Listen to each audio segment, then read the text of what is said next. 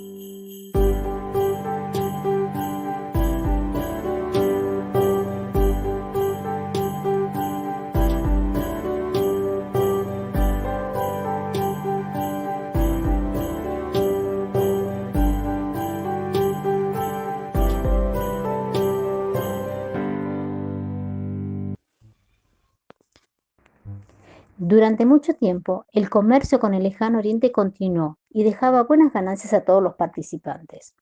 Pero a mediados del siglo XV, los turcos otomanos expandieron sus dominios y controlaron la ruta de los europeos hacia Oriente.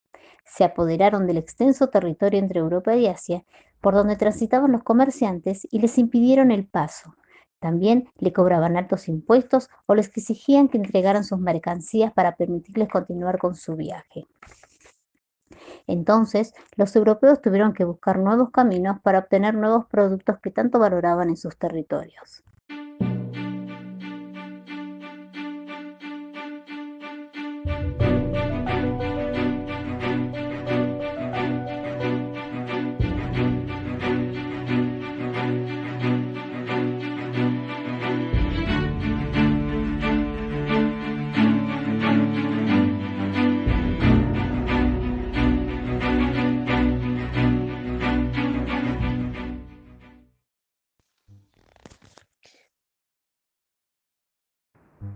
Para saber un poco más, los marineros de la época no se habían animado a navegar lejos de las costas, porque creían que la tierra era plana y al llegar al horizonte los barcos se caerían. También creían que en las profundidades del océano vivían seres fantásticos que provocaban los naufragios.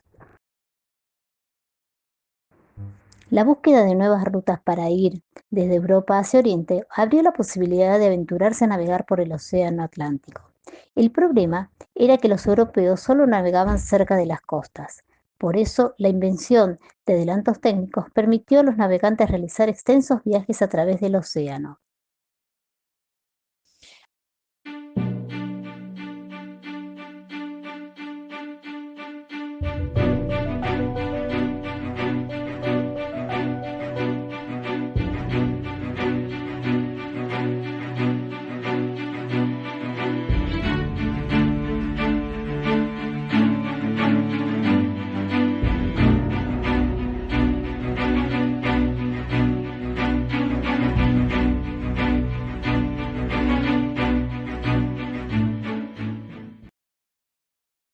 Avances técnicos me estoy refiriendo, por ejemplo, el astrolabio, que permitía calcular la altura de los astros, el Sol y las estrellas. Así la nave podía encontrar su ubicación geográfica, aún estando en el medio del mar. Los portulanos eran mapas y cartas de navegación en las que se volcaban datos como las rutas marinas, puertos y las ciudades costeras. La carabela era una nave pequeña y veloz con distintos tipos de velas para facilitar la navegación. De fácil manejo, tenía la capacidad para 25 hombres.